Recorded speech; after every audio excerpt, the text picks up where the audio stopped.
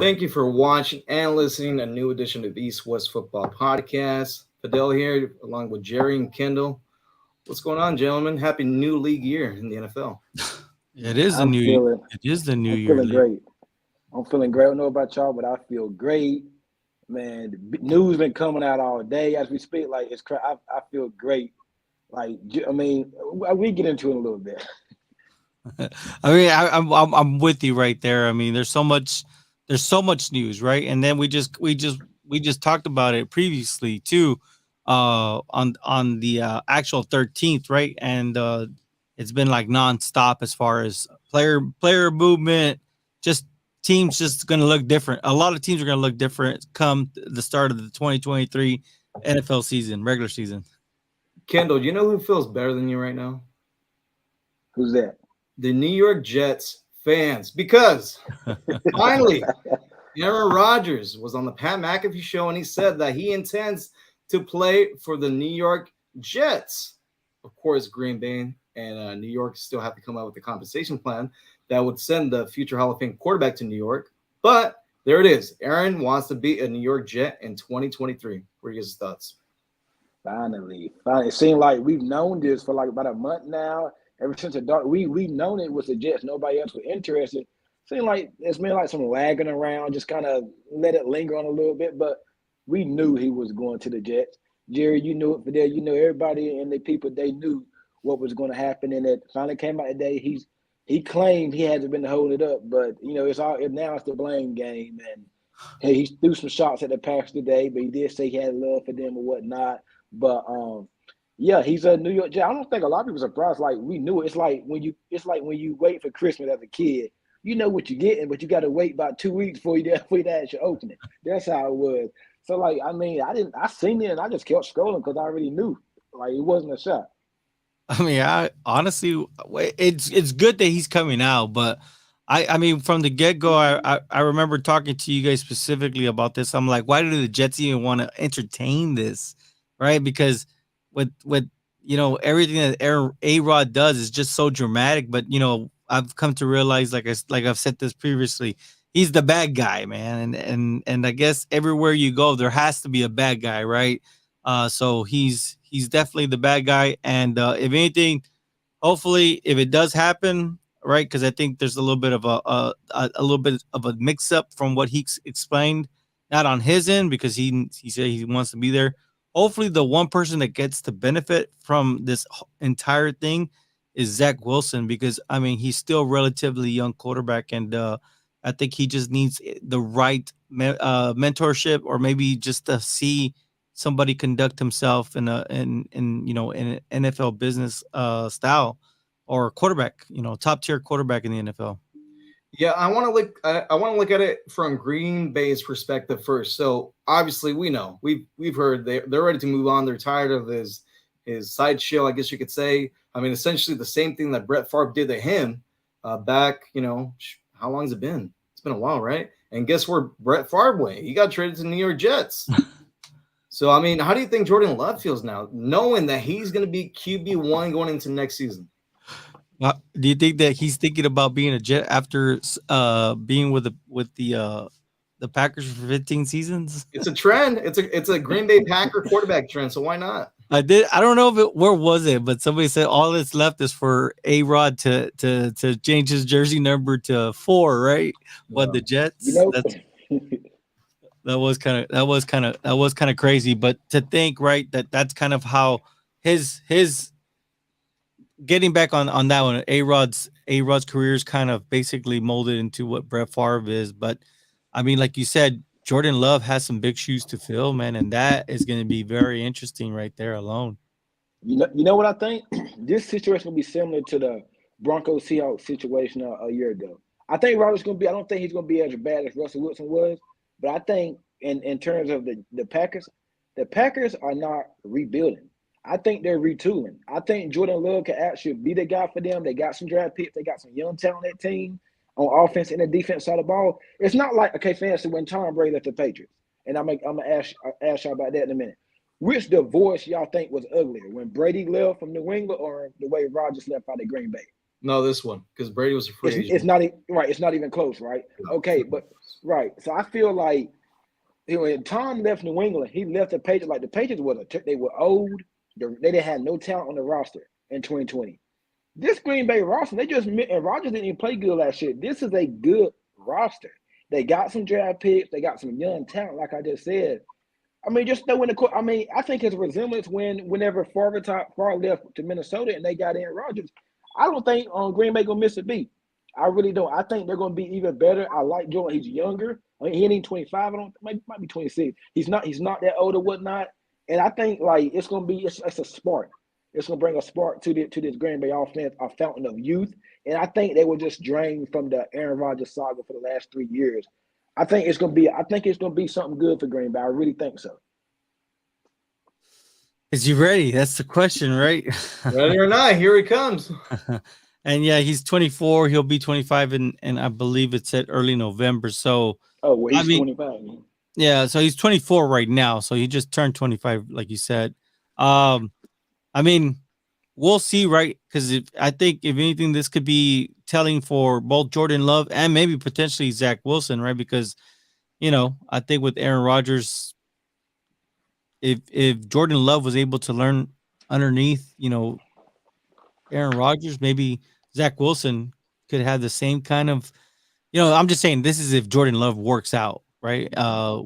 We've seen some things in preseason that look nice, and then we see some things also in preseason that don't look nice from Jordan Love, but this is his team now. So we'll see. We'll see how it goes. And damn, man.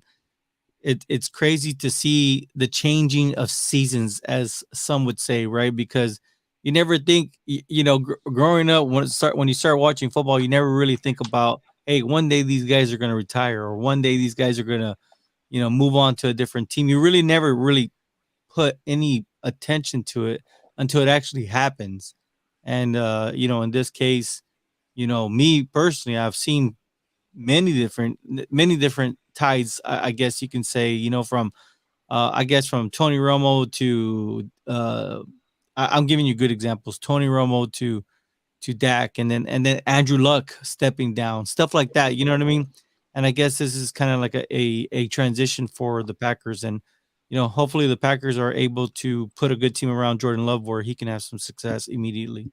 So apparently, what's holding up the deal again? It's draft compensation, right? And then Aaron's contract. So let me ask you guys this: if it's going to take 2 months to get, I think Aaron's 39, right? I think he's 39.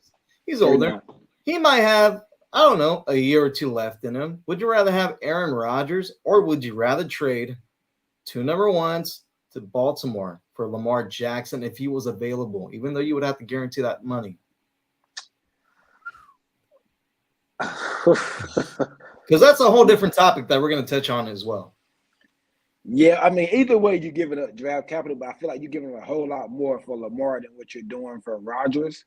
But from what I'm hearing from Green Bay, they can hold out and want Warrens, and they can wait to the last minute. They can really slow play this thing.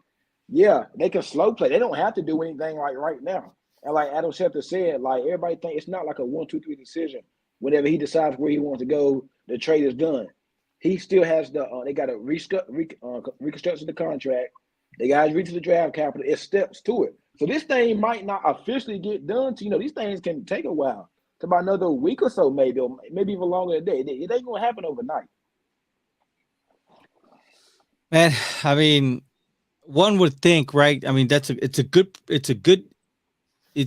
offer that you put it on the table. I mean, obviously, you definitely would want to go with the younger because you can get a little bit more. You can get the future out of it. But I mean, at this point, I think the Jets need to just be happy they're able to get a first for a 39-year-old that you don't know how long more he's going to be able to play.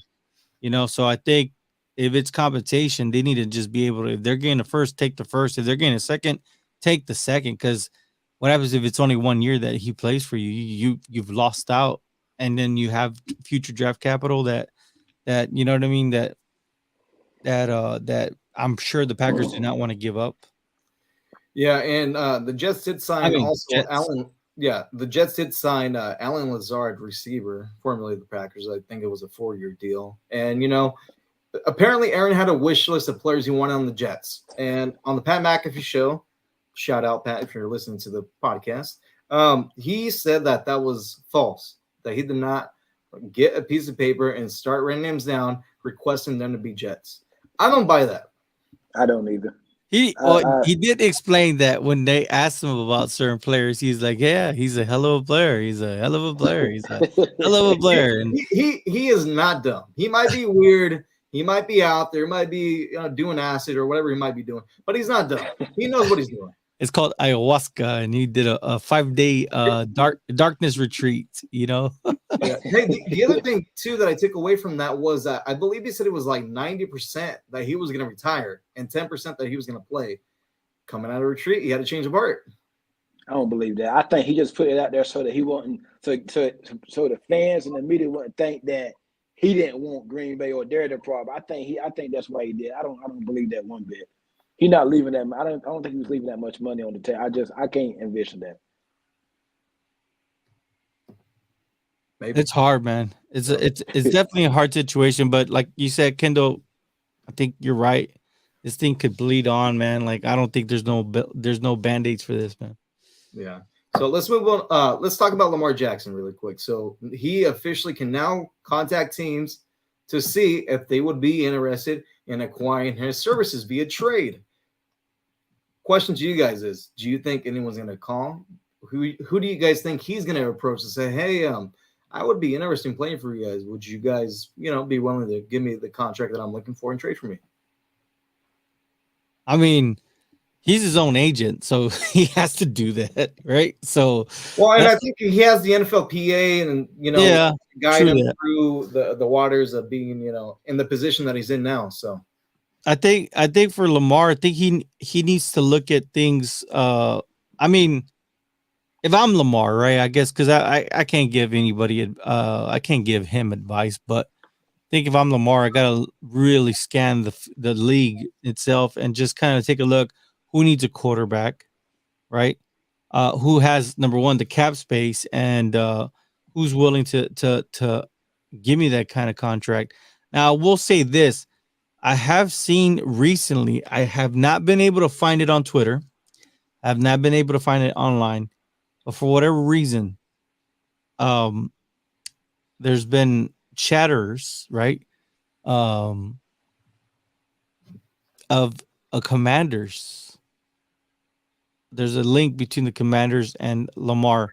I don't know. I cannot find it, but I don't know why. Right up the street. It's not for them. Right there in Maryland. I don't know why people are saying it. Me personally, I would hate it because I am an NFC East guy, and Lamar Jackson twice a year would be a pain in the butt. But I'll tell you this: if I'm Lamar, I'm definitely trying to make a push for any NFC team right now because the NFC is wide open and he doesn't have to go against Patrick Mahomes. So Mike said Lamar to the 49ers. So that can't happen. Reason number one being is I believe the Niners do not have a number one draft pick this year. Mm-hmm. I did see that somebody say, "Hey, how about Trey Lance and a whole bunch of future picks?" And somebody was saying, "Hey, man, that could probably work." Could you imagine Lamar and San Francisco with that defense and that offense, those weapons? God, after the draft. Yeah, okay. That's when it's gonna work. Damn. Yeah. I'll tell you this. If anybody, I mean, I think if any team could really get the most out of Lamar, I think it would be the 49ers because of the way Kyle Shanahan is the master. I think right now he is by far he's definitely leading the pack as far as developing quarterbacks. You could tell with Brock Purdy. The jury's still out on Trey Lance, but Brock Purdy, he answered the bill when he needed to this season. I think right now Lamar kind of has he's gonna be climbing up a mountain in this situation because what was it, $230 million that was guaranteed to Deshaun Watson, fully guaranteed money? Yeah, and then I saw a report that they're going to restructure the contract. I'm like, well, how do you restructure guaranteed money? It's a great question, but it's not my money, so I'm not too worried about it. That's I mean, luckily I have over the cap here, and I can tell you what he's costing real quick. And they made some moves already as well. They released Jadeveon Clowney was a cut today. And while you look that up, Jerry, I'm just going to go through some of the names that have new teams now. So you got Miles Sanders agreeing to a 4-year deal with the Carolina Panthers. You got Madison coming back or going back to the Minnesota Vikings. You got Jamal Williams going to New Orleans on a 3-year deal. Jacoby Brissett going to the Commanders. And, of course, Kendall, your Patriots signing Juju Smith-Schuster. Yep, we signed TikTok boy. We did sign. So we got Juju, but hey, he's my TikTok boy. I'm a big Juju Smith. I wasn't a fan before, but I'm a big one now. Happy about it. Wow. Yeah. So I got the numbers on Deshaun Watson. And it's a rumor. Damn. I mean, this year is gonna be all right. His cap hit is okay. Myles Garrett is at 29 mil this year. Amari Cooper's at 23.7 mil. Deshaun Watson is at 19 mil. Now, come 2024, get back into the deal, I think, with the money because of suspension. Well, this is what the cap is going to look like. Myles Garrett, 32 mil. Damn. Amari Cooper, 23.7 mil, and Deshaun Watson, $63.9 million. So you're talking about a while. And then 2025, it'll cost them 63.9 also.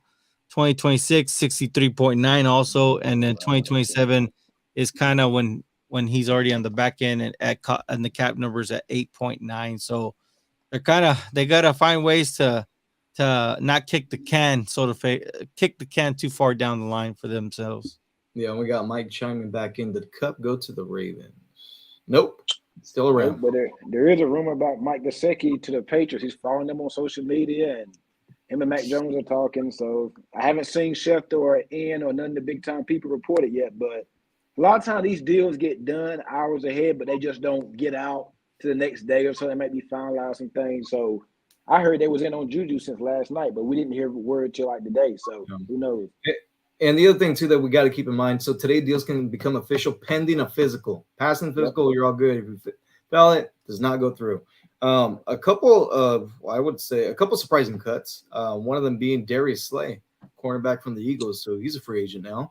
A team that's already been connected to him had been the San Francisco 49ers, per his agent, Drew Rosenhaus.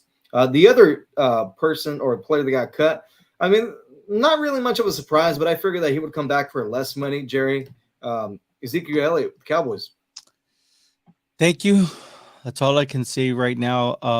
This is my first actual, opportunity to say that. But thank you, Ezekiel Elliott, for all the great memories. I think that it's been one hell of a ride.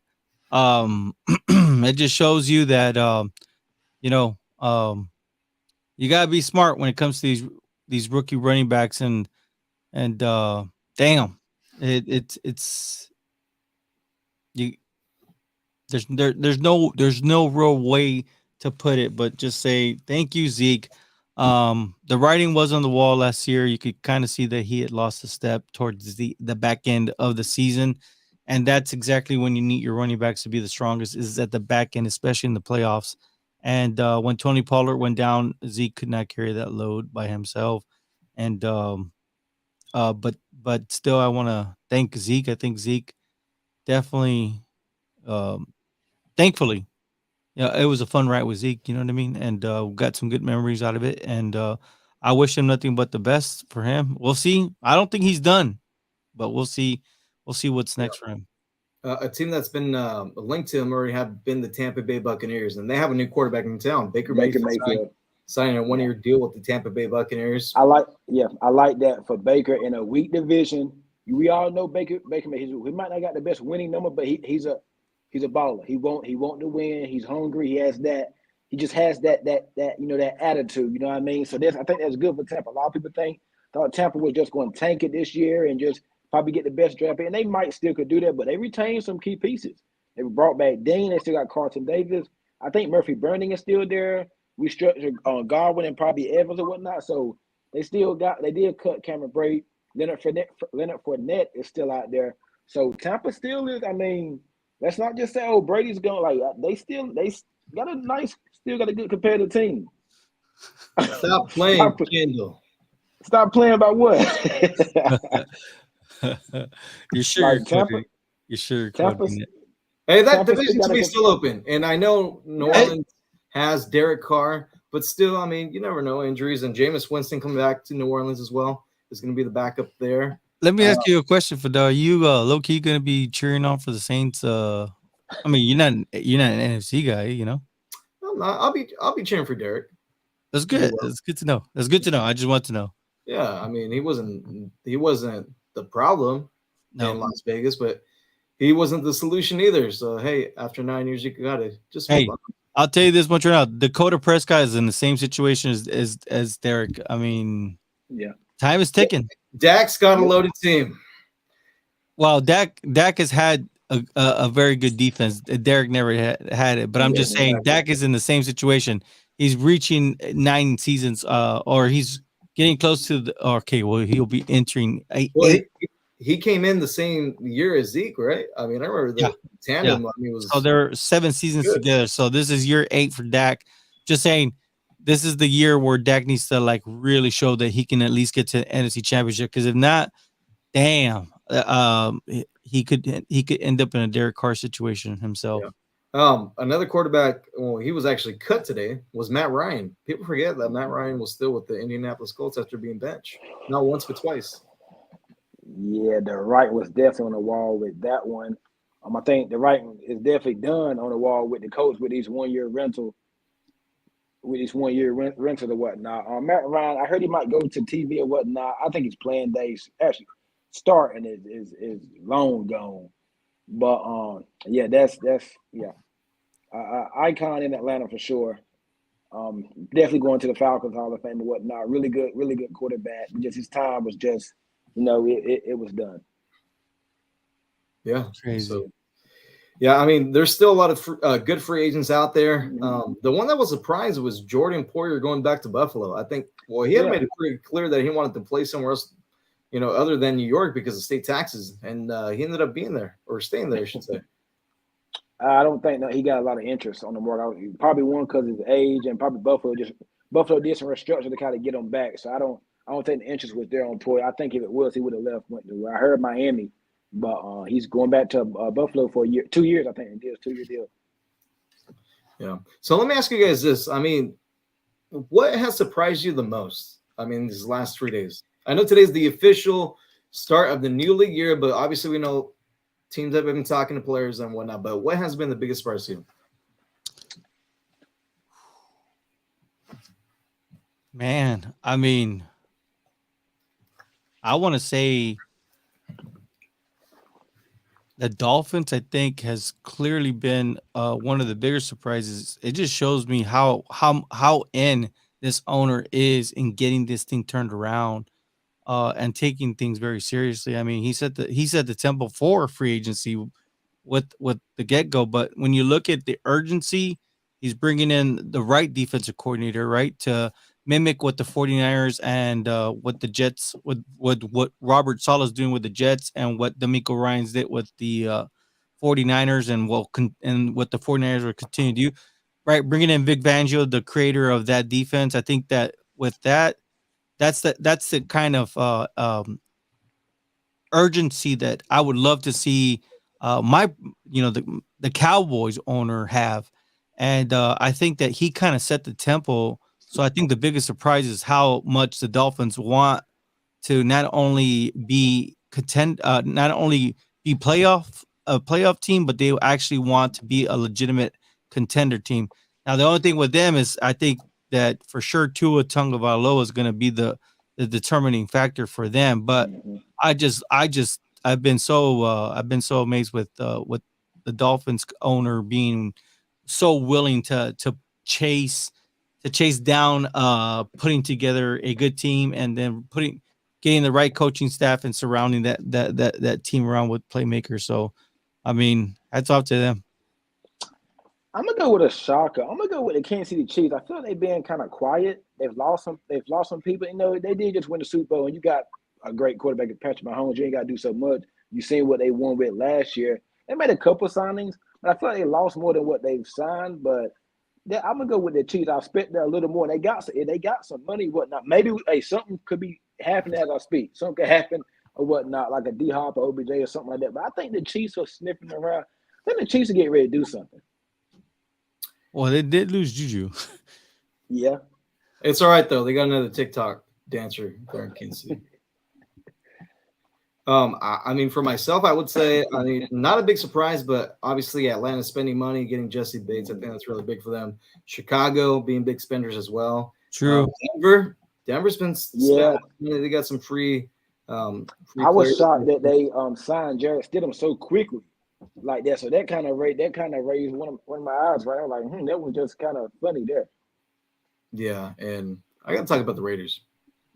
The Raiders trading away Darren Waller yesterday, a move that I was not expecting because Josh McDaniels had mentioned that he was going to be a big part in this offense moving forward. And with Jimmy Garoppolo coming in, I thought that Darren was going to be able to have a good season, just like George Kittle's had in the past with Jimmy. But obviously, a money decision. Darren's going to be 31. He hasn't really played the last couple of seasons. Raiders take some cap money by sending him to New York, but I did not see that coming. He's with the Giants, right? The Giants. Jets signing Packer players. I mean, that's not really a surprise, though. I mean, that's not a surprise. I was kind of shocked. Well, it is kind of a surprise because you got a hell of a monster in last year's offensive rookie of the year, Wilson. Then you got a freaking monster that hasn't even been used, Elijah Moore. Then you still got Corey Davis, and you still got Denzel Mims, who is literally a figurative, literally a monster that you have not used. And then for you to go and get all those players from the Packers, right? Because they even heard Randall Cobb has been. Yeah, he was on the wish list as well. Randall Cobb. I think they were actually trying to offer him a contract too. So And then OBJ was on that contract, but then I did see a report where OBJ's down. He's narrowing it down to 2 teams right now. And Kendall, I don't know if you saw, but it looks like the Patriots signed James Robinson, former running back with the Jaguars and the Jets. It's official. We signed him. Yep. It looks like it's going to be a 2-year deal worth up to $8 million. So Mike Gesicki's still out there. Yep. He's still out there, but let's see. You guys signed a tackle as well from the Bengals, I believe. Riley Reef. Yeah, so obviously there's still a lot of good free agents out there, right? I mean, this is barely the first official day of the new league year. OBJ to the Giants. Yeah, it's a possibility, I would say. I believe it was between the Giants and the Cowboys that he's going to make his decision on. Cowboys need a receiver. They do. Giants need a couple. They got a tight end now. And I think the Giants got more money too, though. And then speaking of tight ends, Dalton Schultz, right? He's a free agent. He's yes. Chargers.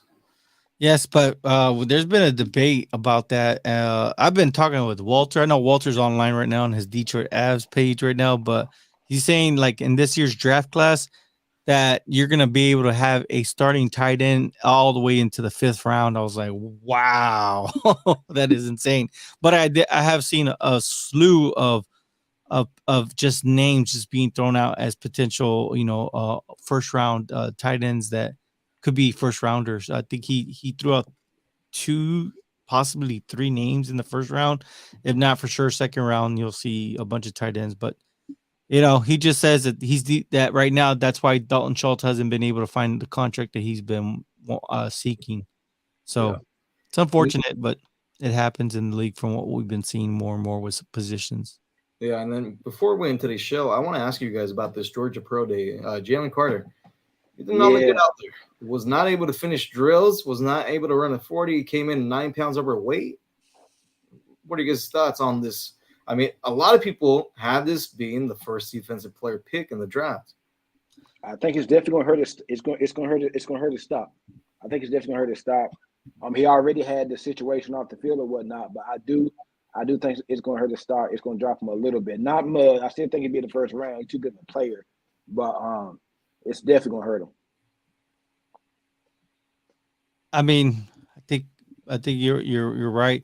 I think if anything, maybe now he'll be I think he'll be a potential Eagle. If anything, I think the Eagles hold the 10th pick, and they need to revamp that defensive line, and think that that'd be good for them. You know, probably. So I don't really see him falling out of the top 10. But yeah, 9 pounds overweight just shows you that. Hey, is your mind on football, or are you too occupied on other things? Which I understand the other things are very serious. Yeah, I think his mind is not there because of what's going on with him personally. Let's see. Let's see. Mike chimed in. I don't think it changes anything. I think it can. It's hard, right? Because I think has he been cleared from? No. I think he did put out there that he will be cleared, though. Yeah, I mean, essentially, right now they're all allegations against him. I think so. There's some serious allegations, though. Yeah. I'll tell you that much right now. Yes, and you not being ready for your pro day, that's another thing. I mean, Right.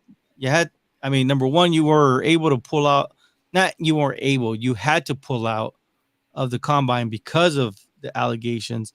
Then you expect to be ready for your pro day, but that just goes to show you long term. If you're looking at a football player, and you're looking at investing into a football player, it makes you kind of think what kind of investment can I trust this young man to do if everything's falling apart and I need him to play football because that's what he chose to do and he's not ready to play football. Do I really want to make that investment? But the thing is that everybody wants to splash, everybody wants the big names, and I think this year he wasn't considered the number one pick. I think he was considered the number one prospect.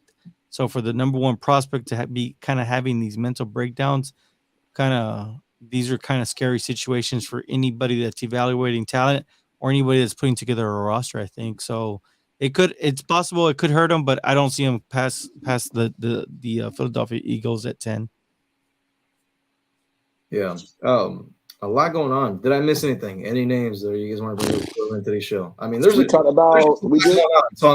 bound to something that I missed. Yeah, there's a bunch. I mean, Stephon Gilmore to the Cowboys, right? Yep. Yeah. And for a fifth round pick, I mean that's not bad. It's pretty not a long-term deal, but he played real good last year. Honestly, like Dallas, if they're gonna do anything, I think it needs to happen next season because like Jerry Jones getting older, right? He wants to win a Lombardi before he goes. I mean, he's not gonna get any younger, right? Mike McCarthy is now gonna be involved in the offensive play calling, if I'm not mistaken, right, Jerry? Yep. Mike McCarthy is now full-time play caller. He'll have Brian Schottenheimer as his right-hand man at the point guard.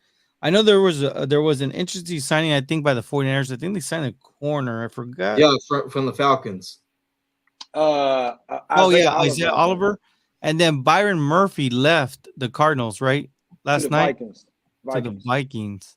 Mm-hmm. So, yeah, I mean, these are, like I said, a lot of these teams are going to look completely different coming to the 2023 season. Especially like your Raiders, like you said, like you have a new quarterback at helm. No more Darren Waller. Damn.